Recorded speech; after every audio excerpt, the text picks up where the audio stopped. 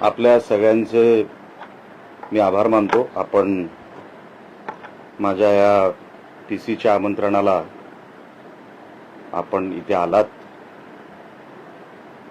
काही दिवसांपूर्वी मी एक ट्विट केलं होतं। संदर्भ होता सिंधुदुर्ग जिल्ह्यामध्ये जे आपले पोलीस अधीक्षक आहेत श्री मोहन दहीकर यांचा जो कारभार चालू आहे आणि जिल्ह्याचं त्यामुळे जे काही नुकसान होत आहे मोठ्या प्रमाणामध्ये, तरुणाईचं होतंय, जिल्ह्याची आर्थिक व्यवस्था बिघडत चाललेली आहे।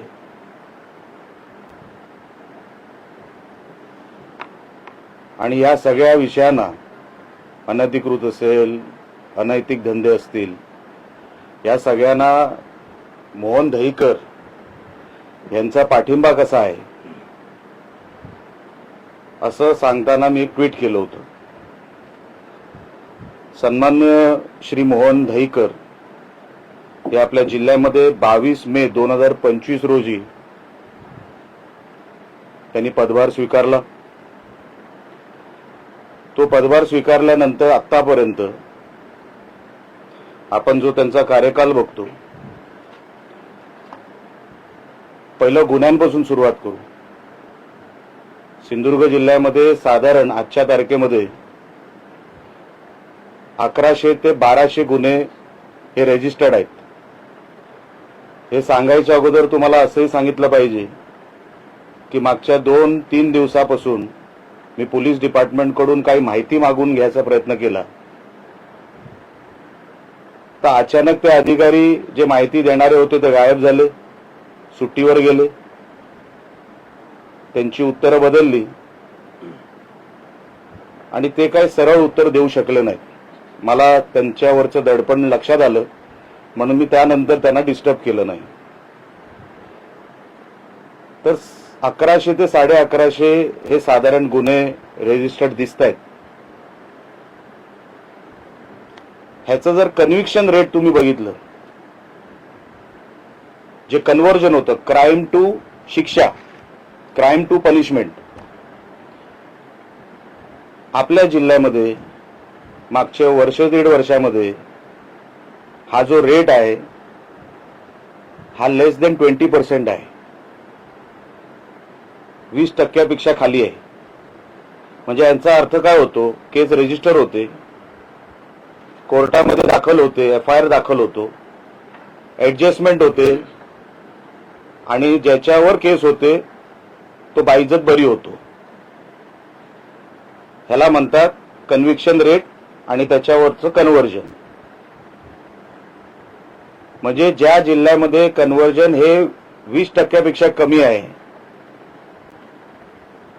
गुन्हे रजिस्टर्ड आहेत, अनेक अजून प्रलंबित आहेत, त्याचा अजूनपर्यंत कुठे काही शोध नाही, त्याचा अजूनपर्यंत काय चाललंय आम्हाला माहित नाही, कोर्टामध्ये जेव्हा हे सगळे गुन्हे जातात ते कन्व्हर्टच होत नाही, काही किरकोळ लोकांना शिक्षा होते, जे ऍडजस्टमेंट करत नाहीत त्यांना शिक्षा होते, असे हे 20% खाली आपल्या जिल्ह्यामध्ये। आणि माझ्याकडे प्रत्येक तालुक्याची आकडेवारी आहे, पण ती आकडेवारी सांगून तुमचा मी वेळ घेणार नाही। तुम्हाला कधी ती आकडेवारी जी माझ्या हाती लागली आहे ती तुम्हाला हवी असेल, मी तुम्हाला तो सेपरेट पेपर आहे पत्रकार परिषदेनंतर तुमच्या समोर ठेवतो। म्हणजे प्रत्येक तालुक्याचे तुम्हाला किती गुन्हे झालेत त्याच्यावरती आता ते त्यांचं काय होतंय ही सगळी आकडेवारी तुम्हाला मी देतो। हा झाला कन्व्हर्जन म्हणजे क्राइम टू पनिशमेंट। ह्याचा रेट आपल्या जिल्ह्यामध्ये लेस देन 20% आहे, तुम्हाला मी सांगितलं। त्यावरूनच पोलीस डिपार्टमेंट, माझा खरं तर पोलीस डिपार्टमेंटवरती काही आक्षेप नाही। जेव्हा पोलीस डिपार्टमेंटचा बॉस तो ठरवतो की डिपार्टमेंट कसं चालवायचं, जर वरचा प्रमुखच पोलीस एक फार मोठं ही रॅकेट आपल्या जिल्ह्यामध्ये आज सगळीकडे आपल्याला दिसते आणि हे प्रत्येकाला माहिती आहे, गावागावात आहे. आता मी ही जी बनावट दारू बॉर्डरवरून क्रॉस होते, गोवा बॉर्डरवरून आपल्या राज्यात येते. तुम्हाला मी तारखा सांगतो. ह्या ज्या गाड्या पकडल्या गेल्या, या कुठल्या तारखेला पकडल्या गेल्या आणि कुठे पकडल्या गेल्या, गोवा राज्यातून आलेल्या. 30 जुलै 2025 अणसुरा येथे दारू जप्त, तालुका राजापूर. 16 जुलै 2025 दारू पकडली गेली, तालुका राजापूर. 3 सप्टेंबर 2025 पन्हाळे सौंदळ इथे पकडली गेली.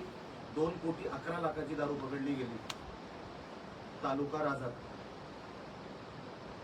28 डिसेंबर 2025 दारू पकडली गेली, तालुका राजापूर. 5 डिसेंबर पकडली गेली, तालुका राजापूर. 10 मे 2025 बनावट दारू पकडली गेली, तालुका राजापूर. 25 मे 2026 दारू पकडली गेली, तालुका राजापूर. 26 मे 2026 13 लाखांची दारू पकडली गेली, तालुका राजापूर. दहीकर आले 22 मे 2025. मी तुम्हाला जुलैपासूनच्या तारखा सांगितल्या.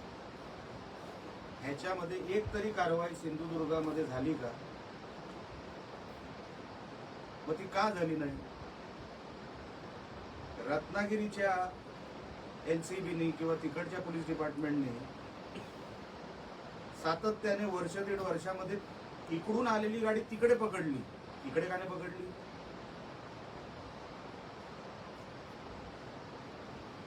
म्हणजे यांचं रॅकेट आहे. इतक्या वेळेला दारू पकडली गेली, एकदाही सिंधुदुर्गात पकडली गेली नाही मागच्या 1.5 वर्षात. ती सगळी पकडली गेली रत्नागिरीमध्ये.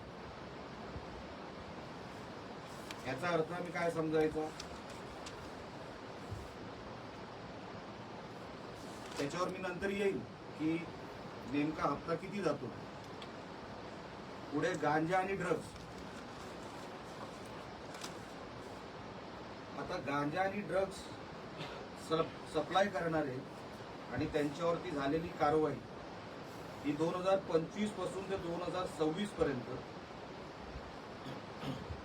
कुडाळ, कणकवली, कुडाळ, मालवण, कुडाळ, पिंगोळी, कुडाळ, कवळीकट्टा ही 7 ते 8 वेळा कारवाई झाली. सकाळी पकडले, संध्याकाळी सोडून दिली, दुसऱ्या दिवशी सोडून दिली.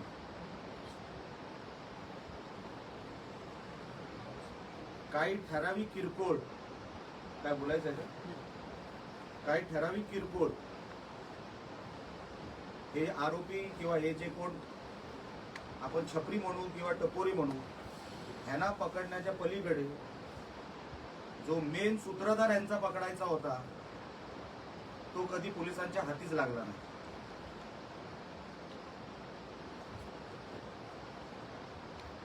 दोन 5, 15, 20 यांची ठरलेली पोरं, त्यांच्यावरच कारवाई. पण हा सप्लायर कोण आहे? कोण कुडाळपर्यंत मटेरियल आणतंय? बॉर्डर कोण क्रॉस करतंय? कुठल्या मार्गाने येतंय? समुद्राच्या मार्गाने येतंय किंवा कुठल्या घाट मार्गाने येतंय? ह्याचा शोध 1.5 वर्षामध्ये झालेला नाही. इन्व्हेस्टिगेशन की चला हा पकडला गेला, पण तुला दिला कोणी? तो मेन सप्लायर कोण? त्या सप्लायरचं नाव अजूनपर्यंत पोलीस रेकॉर्डमध्ये नाही. पोलिसांनी रेकॉर्ड बनवायचा प्रयत्न देखील केलेला नाही. मी शोधतोय की असा कोणतरी एक सूत्रधार पोलिसांना भेटलाय का की साहेब हा पकडला तर आपलं हे रॅकेट बंद होतं. चिरीमिरी कोणतरी पकडायचे, चिरीमिरी कुठली तरी कारवाई करायची आणि दाखवायची की आम्ही कारवाई केली आहे. ह्या ड्राम्याच्या पलीकडे पोलिसांनी मागच्या 1.5 वर्षामध्ये काही केलेलं नाही. त्यानंतर आली गोहत्या, गो तस्करी.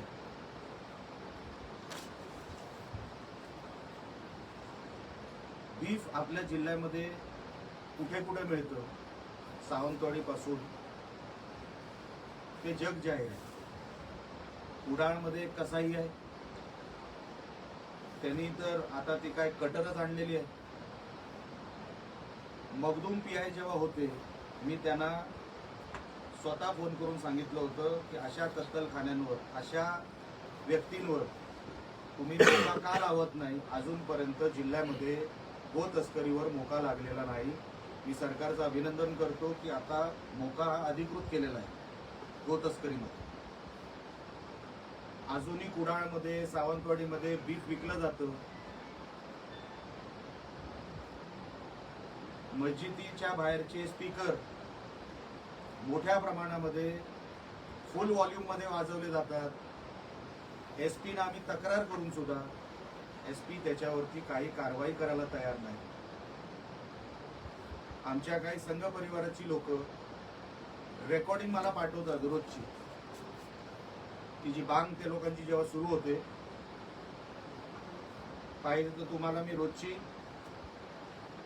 ते जे स्पीकर मध्ये जी व्हॉल्यूम असते ते तुम्हाला मी ऑडिओ क्लिप पाठवू शकतो. रोजची तक्रारी करून सुद्धा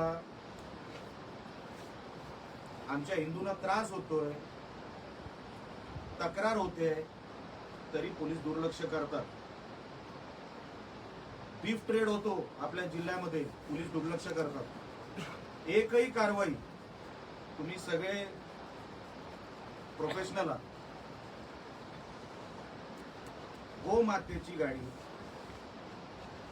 ही पोलिसांनी पकडलेली एक तरी घटना मला तुम्ही मला सांगायची की ही कारवाई पोलिसांनी, गोरक्षकांनी पकडलेली गाडी नाही म्हणत आहे आणि नंतर ती पोलिसांच्या ताब्यात दिलेली गाडी म्हणत नाही. ही गाडी पोलिसांनी पकडली, ह्याच्यात तस्करी होत होती आणि ती पोलिसांनी पकडली आणि त्याच्यावर कारवाई केली. अशी एक गाडी आणि एक गाडीचा नंबर मला पत्रकार आमच्या सगळ्या कुठल्याही आमच्या महोदयांनी दिलेला आणि मला माझा मुद्दा खोडून काढलेला मला चालेल. पण एक कारवाई, एक गाडी ही पोलिसांनी पकडली आणि त्याच्यावरती ही कारवाई झाली, अशी एक गाडी गो तस्करीच्या विषयामध्ये आपण कोणी मला सांगावी, माझ्या शोधण्यात कुठे मला सापडलेली नाही. दहीकर यांचा कारभार हा फक्त ग्राउंडवर व्हिजिलन्स ठेवणं, पोलिसिंग करणं, पेट्रोलिंग करणं ह्या पुरता मर्यादित नसावा. कारण का मी कधी पोलिसांचा युनिफॉर्म घातला नाही, मला त्यांची प्रोसिजर डीपमध्ये माहीत नाही. पण जिल्ह्यात जेवढी पदं आहेत पोलिसांची, माझ्या रेकॉर्ड प्रमाणे 1163 पदं आहेत. 1.5 वर्षामध्ये ती पदं भरण्याचा तर प्रयत्न झाला नाही. काही लोकांनी म्हणजे काही अधिकाऱ्यांनी, पोलीस अधिकाऱ्यांनी इकडून बदली घेऊन दुसऱ्या जिल्ह्यात गेली. आता पदं आपल्याकडे जवळपास 482 आहेत. म्हणजे वर्कफोर्स हा 50% पेक्षा कमी आहे पोलीस डिपार्टमेंटचा आपल्या जिल्ह्यामध्ये. ही जबाबदारी कोणाची आहे? एसपींची नाही आहे. दोडा मार्गामध्ये रबर प्लांटेशनच्या नावाखाली परप्रांतीय लोक येऊन तिथे गांजा उगवत आहेत. स्थानिक जाऊ शकत नाही भीतीपोटी, कोणी जाऊ शकत नाही भीतीपोटी. तो एरिया असा वेगळा पाकिस्तान केल्यासारखाच झालेला आहे. आजपर्यंत एसपी साहेबांना असं का सुचलं नाही की मी तिकडे दोडा मार्गात जाऊन, जो आमचा सिंधुदुर्गाचा भाग आहे, जिथे रबर प्लांटेशनच्या नावाखाली गांजा उगवला जातोय, गांजा आणि हेक्टर किती, 1800 पेक्षा जास्त हेक्टरवर रबर प्लांटेशनच्या नावाखाली गांजा बनवला जातो. आता तिथे वेगवेगळे ड्रग्ज बनवले जातील, माहित नाही, कारण का तिथपर्यंत कोण गेलंच नाही. सगळ्यांना बाहेरून संशय आहे हे काम कोणाचं आहे? पोलिसांचं आहे. आतमध्ये तुम्हाला रेड मारायची होती तर इतक्या वर्षापासून, 1.5 वर्षापासून कशासाठी थांबलेलं होतं? नुसते 2-5 लोक रस्त्यावरचे पकडून गरिबांना, हे सगळे छपरी पोरं पकडून काही होणार नाही. तिथे 1800 हेक्टरवर रबर प्लांटेशनच्या नावाखाली ड्रग्ज उगवले जात आहेत, बनवले जात आहेत. दहीकरांचं लक्ष नाही, दहीकरांना लक्ष द्यायचं नाही.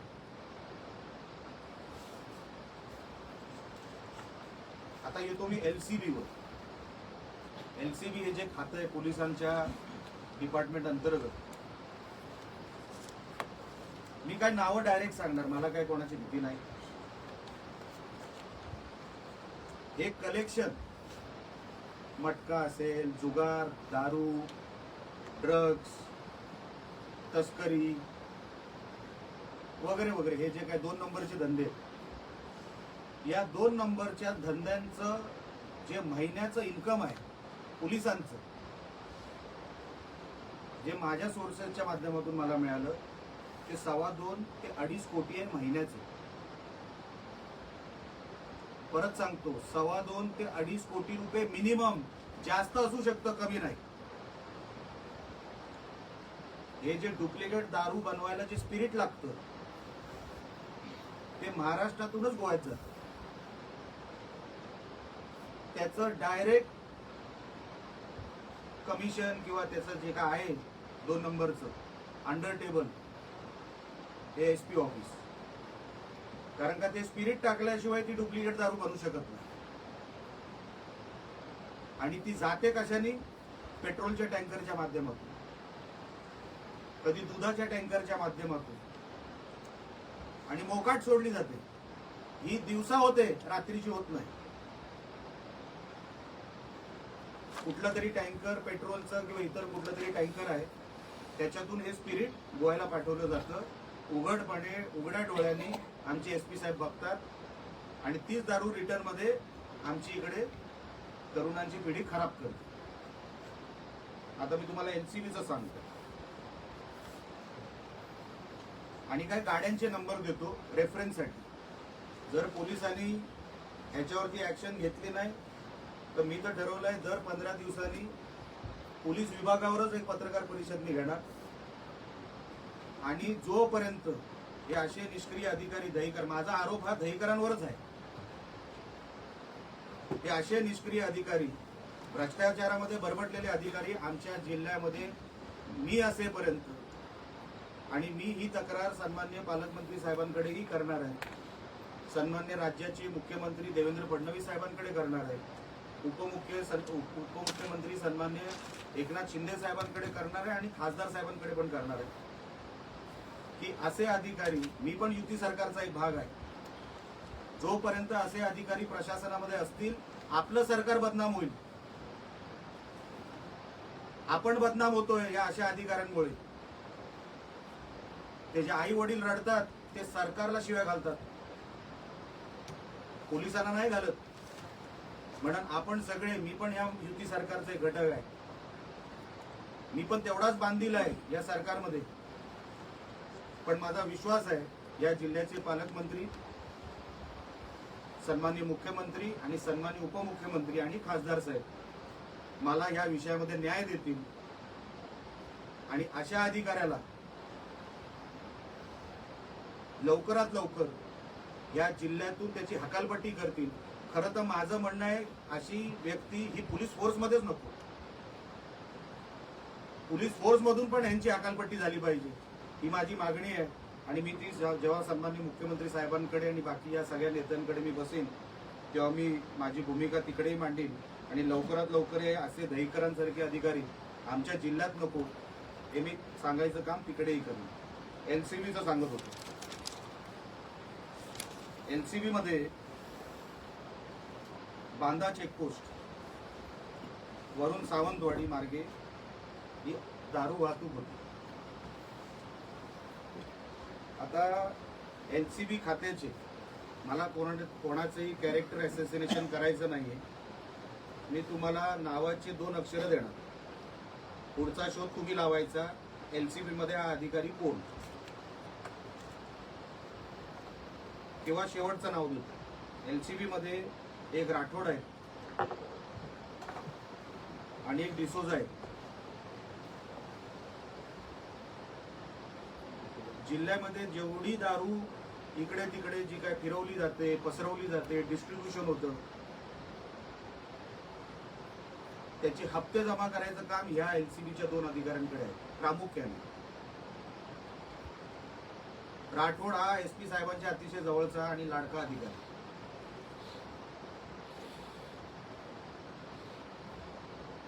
आता DYSP ऑफिस दोन वेगळे सेपरेट केलेले आहेत, सावंतवाडी डिव्हिजन आणि कणकवली डिव्हिजन.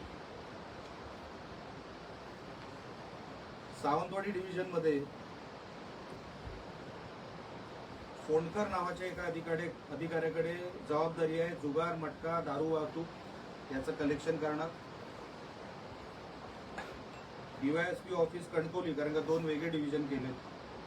साळवी नावाचे अधिकारी आहेत जे जुगार, मटका, वाळू, दारू वाहतूक, वाळू वगैरे सगळे जे काही कलेक्शन करण्याची जी काही जबाबदारी आहे या दोन डिव्हिजन मध्ये ती वाटली गेलेली आहे. व एक जामदार नावाचे अधिकारी आहेत ज्यांना मालवण आणि तो पट्टा दिलेला आहे. चव्हाण नावाचे आहेत ज्यांना मालवण आणि कुडाळचा एक पट्टा दिलेला आहे. आता गाड्यांचे नंबर हे तुम्हाला चेकपोस्ट सावंतवाडीची जी काही सातारड्याच्या जवळची जी चेकपोस्ट आहे तिथे एक गाडी सातत्याने MH07 4242. अच्छा, ही एक गाडी नाहीये, हा नंबर एक आहे, गाड्या 3 आहेत. सेम कलर, क्रेटा मॉडेल, काळ्या काचा. एका नंबरच्या 3 गाड्या. आता कदाचित ते गायब करतील, पण मागच्या कुठल्याही CCTV फुटेजमध्ये जर तुम्ही जाऊन बघाल तर तुम्हाला ही एक गाडी अनेक वेळेला दारूची वाहतूक आणि बाकी सगळी या गाडीच्या माध्यमातून होत असते. तशीच एक गाडी आहे MH07 AG 3190 आणि MH07 मधला तो हे नाहीये अल्फाबेट 5901. हे आतापर्यंत निलेश राणेला जर माहिती पडलं म्हणजे आपण विचार करू शकता आपल्याला ह्याच्याबद्दल किती माहिती असेल. कदाचित माझ्यापेक्षा जास्तच माहिती आपल्याला असेल. हे सगळं करण्याचं कारण एवढंच, कारण का मागच्या काही दिवसांपासून पोलीस दहीकरांच्या मार्गदर्शनाखाली जसं वागतायत. हा जो डिसोजा नावाचा अधिकारी आहे हा आमच्या आवळे गावात गेला आणि सांगितलं एका छपरी गँग पकडली तिकडची आणि सांगितलं तू दारूचा व्यवसाय सुरू कर, मी तुला सपोर्ट करतो. आता ती सगळी टपोरी मुलं होती.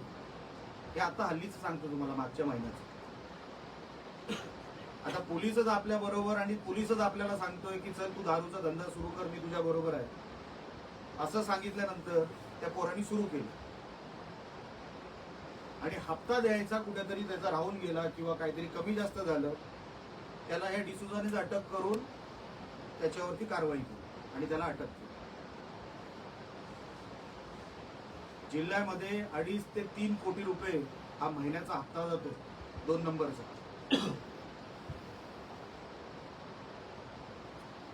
त्याचे 4 स्टेज आहेत: बीट अंमलदार, police station, NCB office, SP office.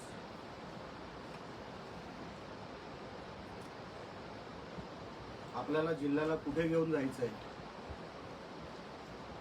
हे आता पोलीस डिपार्टमेंट नाही ठरवणार. हे उघडपणे होत आहे, उघडपणे हे सगळे प्रकार चालू आहेत. ज्या पत्रकारांनी ह्याबद्दल लिहिलं काही दिवसांपूर्वी, तुला केसमध्ये अडकून टाकीन अशी धमकी देण्यात आली. आमचे सावंतवाडीचे एक पत्रकार, तू लिहितोस कसा? ही जी अरेरावी चालू आहे पोलिसांची, कशाचं कोणावरच पोलिसांचं आता नियंत्रण राहिलेलं नाही. मला वाईट वाटतं, मी या सरकारचा एक घटक असून सुद्धा मला हे सगळं बोलावं लागतं. मी जेव्हा या दहीकरांना पहिल्यांदा भेटलो, जेव्हा ते जिल्ह्यामध्ये आले, मी बुके द्यायला गेलो आणि बुके दिल्यानंतर त्यांना मी सांगितलं की साहेब अशी एक मोहीम सुरू करा ज्याच्यामुळे ड्रग्ज आणि ही दारू कायमची आपल्या जिल्ह्यामध्ये बंद झाली पाहिजे. हो मी करतो, माझा प्लॅन आहे. एक तरी मोहीम रेड मारण्याच्या पलीकडे, किरकोळ रेड आहे, या रेडनी काही होत नसतं. मोहीम चालवलेली या मोहन दहीकरांनी मला तुम्ही मागच्या 1.5 वर्षात सांगायचं. कुठे मोहन दहीकर रस्त्यावर दिसले, कुठे डोंगरावर दिसले, कुठल्या चेक नाक्यावर काहीतरी त्यांना काहीतरी टीप आली, स्वतः दहीकर उतरले, कुठलं आपल्याला नैसर्गिक संकट आलं त्याच्यामध्ये दहीकर पुढे आले. हा माणूस आल्यापासून बदली मागतोय. ज्या माणसाचा मूडच नाही या जिल्ह्यामध्ये राहायचा, तो कलेक्शन करणार नाही तर मग दुसरं काय करणार आहे. म्हणून मी पालकमंत्र्यांना विनंती करणार आहे, पहिला हाकाला अशा अधिकाऱ्यांना ज्यांना कामच करायची इच्छा नाही आपल्या जिल्ह्यामध्ये. आपल्याला आठवत असेल, आपल्या जिल्ह्यामध्ये एक एसपी होऊन गेले प्रसन्ना म्हणून. जी स्पिरिटची गाडी मी तुम्हाला बोलतोय, काही ज्येष्ठ पत्रकार आहेत साहेब, तुम्हाला आठवत असेल स्पिरिटचे टँकर पकडले होते, याचा उल्लेख मी केला, जे गोव्यामध्ये जातात आणि डुप्लिकेट दारू परत आपल्या महाराष्ट्रात येतात. त्या प्रसन्नानी जी कारवाई केली होती त्याच्यानंतर त्याच्यानंतर एसपी आले असतील. सौरभ अग्रवाल यांच्या अगोदर एसपी होते, त्यांना ते नवीन होते, त्यांना काहीच कळायचं नाही. हा सगळा परत व्यवस्था बसली. कारण का सौरभ अग्रवाल कशावर, ते काय घेत नव्हते, हप्त्यामुळे पुढे त्यांचा हात नव्हता, ते तसे साफ होते, त्यांचे हात साफ होते. पण कशावरच नियंत्रण नाही, लक्ष नाही, हे परत सुरू झालं आणि मोठ्या प्रमाणात त्यांना लक्षात आलं. आता हा परत मार्ग उघडला. जसं प्रसन्नानी कारवाई केली होती जेव्हा ते एसपी होते, त्यांना कॉन्फिडन्स आला की दहीकरांच्या कंट्रोलमध्ये हा जिल्हा असताना आपण ह्याच्यातला 100% ह्याच्यातला मार्ग काढू शकतो आणि त्यांनी तो काढला. तडीपाऱ्या, किरकोळ तडीपाऱ्या, लहान 2-3 लोकांना सोडल्या किंवा राजकीय तडीपाऱ्या, मोहन दहीकरांना आमचा सहकारी, आमचा उपजिल्हा प्रमुख आनंद शिरवळकर हा मोठा क्रिमिनल वाटतो. एकमेव तडीपारी झालेली ती राजकीय. एवढे गुन्हे झालेत 1100-1200, कोणाला एमपीडा लावलेला नाही. शेवटचा एमपीडा लावला तो भूषण नावाचा एक कुडाळचा एक कुठला तरी मुलगा होता, त्याला चायनीजच्या गाडीवर लफडं झालं म्हणून त्याच्यावर एमपीडा लागला. चायनीजच्या गाडीवर मारामारी झाली म्हणून त्या भूषणला रत्नागिरी जेलमध्ये 1 वर्ष राहावं लागलं. तडीपारी लावली नाही इतक्या वर्षात, 1.5 वर्षात एमपीडा लावला नाही. कन्व्हिक्शन रेट 20% पेक्षा खाली. मग तुम्हाला काय वाटतं, इकडे काय गुन्हेगार काय कोणाला घाबरून काय करणार? उघड करतायत, उघड चालू आहे सगळा नाच. आणि हे बघवत नाही, हे कुठेतरी थांबलं पाहिजे. जोपर्यंत मोहन दहीकरांसारखे अधिकारी आपल्या जिल्ह्यात असतील तोपर्यंत हे गुन्हेगार असेच मोकाट, असेच आनंदात आणि समाधानाने त्यांचा कारभार करतील, पैसे कमवतील आणि आपल्या इकडचे तरुण ड्रग्सच्या आरी जाऊन, दारूच्या आरी जाऊन त्यांचा जीव जाणार, आई वडील टेन्शनमध्ये, त्यांचं जीवन खराब. हे सगळं पोलीस कंट्रोलमध्ये आणू शकत होते, पण त्यांनी 1.5 वर्षामध्ये का आणलं नाही मला माहित नाही. मी माझ्या आमदारकीचा कार्यकाळ बोलू शकतो, त्याच्या अगोदरचा कार्यकाळ मी काढलेला नाही. तो जर पाहिजे असेल तोही तुम्हाला देईन. पण दहीकर इथून जाईपर्यंत निलेश राणे पाटलाग सोडणार नाही. मी स्टिंग ऑपरेशन पण करतो, स्टिंग ऑपरेशन पण करणार पोलीस डिपार्टमेंटच्या विरोधात. जोपर्यंत दहीकर इथून जात नाही, सुधरत नाही, तोपर्यंत माझी कारवाई माझ्या पद्धतीने मी चालू ठेवणार. मग ते पत्रकार परिषदेच्या माध्यमातून असेल किंवा रस्त्यावरती असेल, मी अशा अधिकाऱ्यांना जिल्ह्यात स्वस्त बसू देणार नाही म्हणजे नाही. ही माझी भूमिका आहे. आपण ह्याच्यावर आणि इतर कुठल्याही विषयावर विचारायचं असेल तर विचारू शकतो. पोलीस बोलताना तालुक्यात बांद्यामध्ये कास्य सरपंच बांधा ठाण्यात गेल्यानंतर तक्रार दाखल करायला गेल्यानंतर पोलिसांनीच व्हिडिओ व्हायरल झाला. पोलिसांनीच म्हटलंय मर्डर करून या, आणि तो व्हिडिओमध्ये एक अरेरवीची भूमिका पोलिसांची दिली दिसते. मी सांगतोच आहे ना तुम्हाला केसरकर साहेब, इकडे काय भक्तच चालू आहे. जो बॉस असतो ना त्यांनी पोलीस डिपार्टमेंट कसा चालवायचा हा त्यांच्या अधिकारातला विषय असतो. खालचे अधिकारी असंच वागणार आहेत. त्यांना सिरियसनेस कुठे आहे? आज महिन्याचे एवढे पैसे मिळत आहेत तुम्हाला 2 नंबरच्या माध्यमातून, तुम्ही ड्युटी कशाला कराल? कशाला कोर्टामध्ये तुम्ही आयो म्हणून तुम्ही प्रेझेंटेशन कराल किंवा फाईट कराल? तुम्हाला सेटलमेंटचे पैसे मिळत आहेत, तुम्हाला ड्रग्ज दारूचे पैसे मिळत आहेत. या अधिकाऱ्यांना सवय लागली आहे. प्रसन्नासारखे जे कोण SP साहेब होते तेव्हा आम्ही त्यांचं काम बघितलंय. काय रुबाब, काय रोखोक वागायची हो. नाही म्हणजे नाही. आज किती कंट्रोलमध्ये आणलं होतं त्या काळामध्ये हे सगळं. हा माणूस इथे बसून बदली मागतो, मला दुसरीकडे पाठवा. मग जा, उघड सांगून जा. हे जोपर्यंत जात नाही साहेब, पोलीस डिपार्टमेंटमध्ये बदल होणार नाही. कारण का ह्यांना इथे मन लागत नाही, ह्यांचा जीव इथे लागत नाही. हे इथून गेलेलेच बरेच. हे जातील, नवीन कोणतरी चांगले येतील तर या जिल्ह्याचं भलं होईल. पोलीस डिपार्टमेंटचं, जिल्ह्याचं म्हणण्यापेक्षा पोलीस डिपार्टमेंटचं. बदल झाला नाही तर रस्त्यावर उतरणार कसं? मी बोललोच, मी सगळं काय, मी टोकाला जातो आणि मी टोकाला जाणारा माणूस आहे. मी काय अधूनमधून त्याच्या ठिकाणी जाऊन स्वतः रेड मारतात. हेच SP-चं अपयश आहे. पालकमंत्री साहेबांना काय करायचं आहे? जिल्हा साफ सुधरा पाहिजे, जिल्हा मटका मुक्त पाहिजे, दारू मुक्त पाहिजे, ड्रग्ज मुक्त पाहिजे. ते कोणाला सांगणार? पोलिसांना. आता ह्यांना